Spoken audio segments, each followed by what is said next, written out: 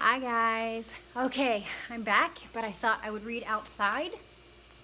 And I decided that I'd like to post at least a chapter a day of our new book. I decided to visit Fudge. I miss him. And I can't remember if we read Super Fudge or not, but I don't have it here at home, so I decided to go to book number 3 in the series, Fudge-a-Mania. Alrighty. Chapter 1. Who's the lucky bride? Guess what, Pete? My brother Fudge said. I'm getting married tomorrow. I looked up from my baseball cards. Isn't this kind of sudden? I asked, since Fudge is only 5. No, he said. Well, who's the lucky bride? Sheila Tubman, Fudge said. I hit the floor, pretending to have fainted dead away. I did a good job of it because Fudge started shaking me and shouting, Get up, Pete! Flashback. Do you remember who Sheila is? Peter's favorite neighbor. What's with this Pete business, I thought. Ever since he could talk, he's called me Peta. Then Tootsie, my sister, who was just a year and a half, danced around me singing, Up, P, up! Next, Mom was beside me saying, Peter, what happened? Are you all right? I told him I was getting married, Fudge said, and he just fell over. No, I fell over when you told me who you were marrying, I said. Who are you marrying, Fudge? Mom asked, as if we were seriously discussing a wedding. Sheila Tubman, Fudge said. Don't say that name around me, I told him, or I'll faint again. Speaking of Sheila Tubman, Mom began. But I didn't wait. You're making me feel very sick, I warned. Really, Peter, Mom said, aren't you overdoing this? I clutched my stomach and moaned, but Mom went right on talking. Buzz Tubman is the one who told us about the house in Maine. M-A-I-N-E spells Maine, Fudge sang. Mom looked at him but didn't even pause. And this house is right next to the place they've rented for their vacation, she told me. I'm missing something here. What house? What vacation? Remember we decided to go away for a few weeks in August? Yeah, so got a great deal on a house in Maine. And the Tubmans are going to be next door? I couldn't believe this. Sheila Tubman, next door, for 2 whole weeks? 3, Mom said. I fell back flat on the floor. He did it again, Mom, Fudge said. He's just pretending, Fudge told Mom. He's just being very silly. So I don't have to marry Sheila tomorrow, Fudge said. I'll marry her in Maine. Well, that makes much more sense, Mom said. In Maine, you can have a nice wedding under the trees. Under the trees, Fudge said. Tease, Tootsie said, throwing a handful of gummy bears in my face. And that's how it all began. Chapter 2. Pete and Farley. That night we went to Tico Taco for supper, and I wasn't very hungry. The idea of spending 3 weeks next door to Sheila Tubman was enough to take away my whole appetite. I wish the Tubmans would move to another planet. But until that happens, there's no way to avoid Sheila.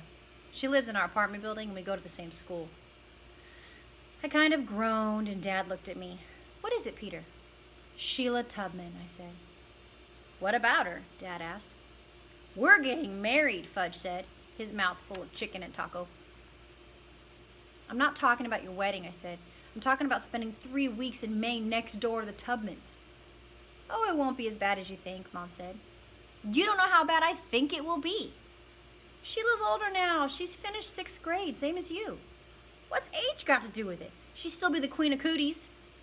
What's cooties? Fudge asked. When I didn't answer, he tugged on my sleeve. What's cooties, Pete? Since when am I Pete? I asked, shaking him off. Since today, he said. Well, I prefer Peter, if you don't mind. Pete is a better name for a big brother. And Farley is a better name for a little brother. I figured that would shut him up since his real name is Farley Drexel Hatcher and he's ready to kill anybody who calls him that. Don't call me Farley, he said. Then he really let go and yelled, I'm Fudge! The waiter, who heard him from across the room, came over to our table and said, Sorry, we don't have any tonight, but we do have mud pie, which is almost the same thing. Dad had to explain that we weren't talking about dessert, and Mom added, We never eat dessert until we finish our main course. Oh, the waiter said. But before he had a chance to get away, Fudge looked at him and said, Do you have cooties? Cooties, the waiter asked. For dessert? He looked confused, especially when Tootsie banged her spoon against a tray of her baby seat and sang, "Cootie, cootie." I could tell Fudge was about to ask the same question again, but before he had the chance, I clamped my hand over his mouth. Then Dad told the waiter we didn't need anything else right now. The waiter walked away shaking his head, and I took my hand away from Fudge's mouth. As soon as I did, he was back in business. What's cooties? This time the people at the table next to us looked over at us. They're like nits, Mom said. What's nits? Fudge asked. Head lice, Dad asked, almost in a whisper. Sorry, I think there was a bug around me. Head mice? Fudge asked. Not mice, turkey brain, I told him. Lice, little creepy crawly bugs that live in your hair. I snapped my fingernails at his head the way Sheila Tubman used to do to me. Fudge yelled, I don't want creepy crawly bugs in my hair. Now everyone in the restaurant looked over at us. Well, that's enough, Peter, Dad said. He's the one who wanted to know. That's enough, Mom said. It came out sounding like enough, which got Tootsie going. Ee, Tootsie shrieked, banging her spoon. This is the way it's going to be all summer, I thought. Only worse. So I put down my taco and said, maybe I should go to camp in August. Dad got this really serious look on his face. We don't have the money this year, Peter. We wouldn't be going away at all if it weren't for Grandma, who's paying more than her share. But if you want, you can bring a friend, Mom said. A friend? You mean like Jimmy Fargo? They both nodded. Jimmy is my best friend in New York. We've always wanted to spend the summer together. What about me? Fudge asked. Can I bring a friend too? I held my breath. You'll find a friend in Maine, Mom told him. Suppose I don't? Fudge asked. You're getting married, I reminded him. Does that mean I don't get a friend? Fudge asked. Of course not, Mom said. I'm married, I have friends. Daddy's married and he has friends. What about Uncle Feather? I said. Uncle Feather is Fudge's minor bird. He's your friend, isn't he? I can't play with Uncle Feather, Fudge said. He's not that kind of friend, and I can't marry him either. If he was a girl bird, that would be different. People don't marry birds, I told him. Some people do. Name one, I said.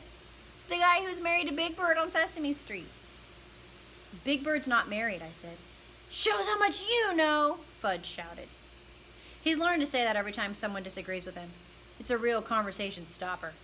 I give up, I said, going back to my taco, which was getting soggy. Up, Tootsie repeated, holding out her hands. Up, up, up. Dad lifted her out of the baby seat, and she squirmed until he put her down. Then she took off, toddling through the restaurant, stopping at every table. Fudge scrambled off his chair and ran after her. Eating out with the family is not exactly relaxing. Here, girl, Fudge called, as if she was calling a dog. Here's something just for you. He lured her back to our table and dropped some of his taco on her tray. Yum, he said to her. Yum, yum, yum. Dad put Tootsie back into her seat, and she stuffed the chicken into her mouth. I always know what Tootsie wants, Fudge said. That's why I'm her favorite brother. Tootsie doesn't have favorites, Mom said. She loves both her brothers. But she loves me best, he said. Then he looked at me and laughed, and when he did, half the food in his mouth wound up on my shirt. I called Jimmy Fargo as soon as we got home, and I asked him to come to Maine with us. 3 weeks next door to Sheila Tubman. Oh, the houses are really far apart, I said. Nobody told me this, but I was hoping it was true. You won't even be able to see your house. There'll probably be a forest separating us. When he didn't say anything, I added, and don't forget, Sheila's scared of dogs, so we can get Turtle after her anytime she tries to give us trouble. Turtle is my dog. He's big enough to look scared, but he'd never hurt anybody. Lucky for us, Sheila doesn't know it. Jimmy laughed. Well, maybe I can come for a week. A week isn't long enough. Peter, no offense, but a week with your family can feel like a long time. That's because Jimmy's the only kid in his family. His parents are divorced. He lives with his father, Frank Fargo, who is a painter. How about 2 weeks, I said. Is your brother bringing a bird? Yeah, Uncle Feather's part of the family, I told him. Same as Turtle. So it'll be your mother, your father, Fudge, Tootsie, Turtle, Uncle Feather, and you? Right. And my grandmother's coming too. The one who taught you to stand on your head? Yeah. Grandma Murla is Mom's mother. She ran a gymnastics camp before she retired. You think she could teach me? Jimmy asked. Maybe. I'll talk to my father, Jimmy said. I'll let you know tomorrow. He called back the next morning. Mr. Fargo liked the idea of Maine. He liked it so much he said he'd drive Jimmy up and camp out in the area himself. That's great, I said. Maybe 3 weeks in Maine wouldn't be as bad as I thought. That's the end of today's reading. I hope you're finding a way to keep up with classwork as much as you can. If you get exhausted, if it's too challenging, if you're frustrated, if your parents can't help you, email me, get them to text me, whatever you need to do, I can help you. Don't stress. Don't stress. Just try to do one assignment from each subject every day. And however long that takes you and whenever you start is totally fine. And end the day with a good book. Bye.